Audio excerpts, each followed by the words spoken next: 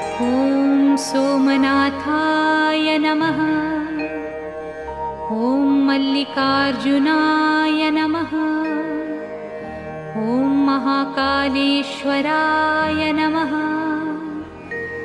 ॐ ओंकारेश्वराय नमः। ॐ वैद्यनाथाय नमः। ॐ भीमशङ्कराय नमः। ॐ रामेश्वराय नमः।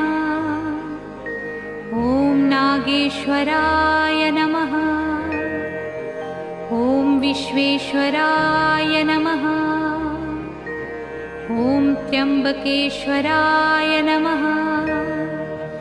ॐ केदारेश्वराय नमः।